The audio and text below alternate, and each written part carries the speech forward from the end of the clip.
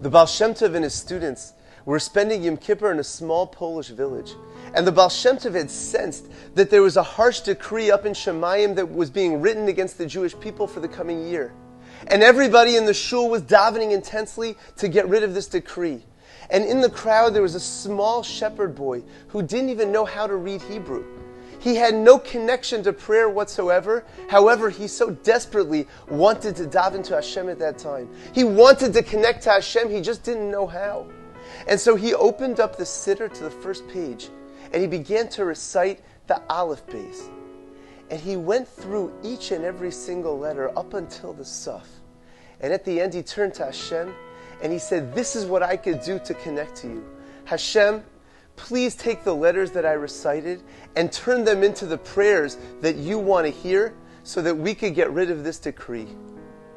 And the Baal Shem Tov said that it was because of that prayer, because of that sincere tefillah, that the harsh decrees were taken away. All that boy wanted in that moment was to sincerely connect to Hashem. All that mattered to him was to show Hashem his devotion at that time. There were more knowledgeable people in the room, people who could daven better. However, this boy's sincere tefillah with real devotion, real desire to connect to Hashem is what ultimately broke that decree. Rosh Hashanah is approaching. And we're about to say the words, Zachrenu l'chayim melech chafetz b'chayim. Remember us for life, the King that desires life. V'kasvenu b'sefer hachayim, and write us in the book of life. L'mancha elokim chayim, for your sake, the living God. What merit do we have to ask Hashem to write us in the book of life? And the Sifsei Chaim explains so beautifully. The word l'mancha, for your sake.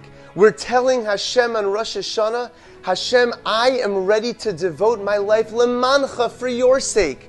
I'm ready to tell you that I'm fully devoted to you this coming year. I'm going to put all the other stuff aside and I'm going to say everything I do this year is focused l'mancha. I want to do it for you, Hashem. I'm dedicating myself and my life to you, just like that shepherd boy in that moment who felt that sincere connection to Hashem, that desire to connect with Hashem. So to us, if we tell Hashem on Rosh Hashanah, my life moving forward is l'mancha, is for you, Hashem. I'm giving it to you and I'm devoting to you.